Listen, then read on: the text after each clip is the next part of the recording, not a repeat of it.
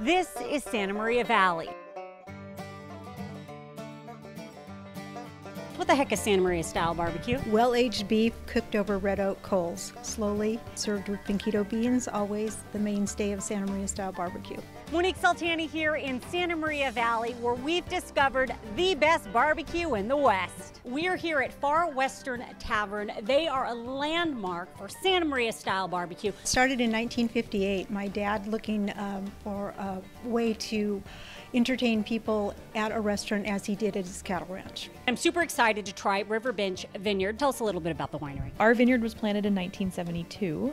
It was one of the first vineyards in the Santa Maria Valley, and we found that the climate here really lends itself well to Chardonnay and Pinot Noir, so that's what we make. And so we have three pairings here that you both picked out. We have a tumbleweed shrimp, which is kind of a house specialty here for a starter, with a lemon aioli sauce. It's one of my favorite appetizers to pair with wine, especially sparkling wine, so I've paired it with our Blanc de Noir. It's 100% Pinot Noir, but it's actually a white wine, and it has beautiful acidity and goes really well with that dish, the crunchy shrimp. We think steak in Santa Maria Valley, and then we think Pinot Noir. Our Pinot Noir that I've paired today is the Clone 115. It's from some of our newer plantings on the vineyard, but it has a really beautiful strawberry, bright red fruit character that goes so well with steak off the grill. Rather than serving them as a hot side dish, we have a pinquito bean salad that has some lovely lemon juice, some red wine vinegar, olive oil, some bell peppers, and cilantro with our famous bullseye steak, which is a ribeye. Pinquito beans. Tell us the history about the beans. I don't know if I've heard of them.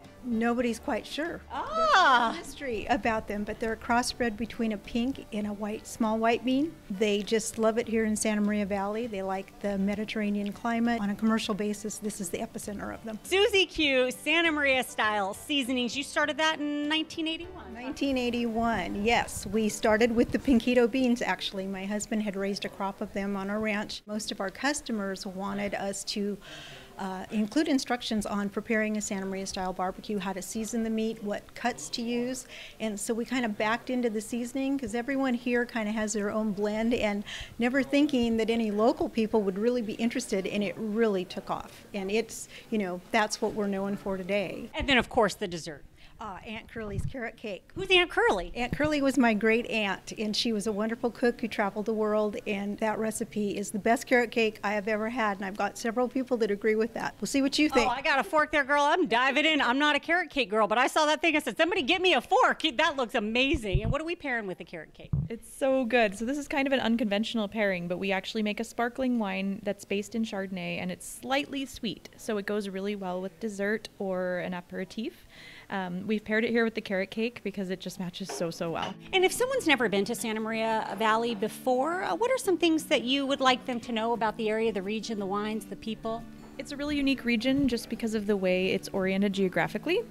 Our vineyard itself is in an ancient riverbed, and the cool thing about that is it just funnels the ocean air and the fog in, and the grapes love that. So the quality is really great. It's one of the only parts of North America where we have a transverse valley running east to west instead of north to south. So very special place to make wine. Such a special area, and I would love for more people to visit and realize that, although we don't want to get too crowded, so that's the perfect storm of visitors, right? But we have a lot to share here. It's a very friendly, down-home atmosphere here. There's a lot of families that have been here for generations and generations, farming, ranching. It's just a great place to live. This and Salinas Valley, Santa Maria Valley are the two places that produce most of the vegetables for most of the nation. I hope the regional cuisine is appreciated by people that come here, and the people that live here understand what a special thing that is, because there are so few true regional cuisines in this country, and it truly is. It's California's way of eating. Santa Maria Valley, hyper local, hyper authentic, the real deal.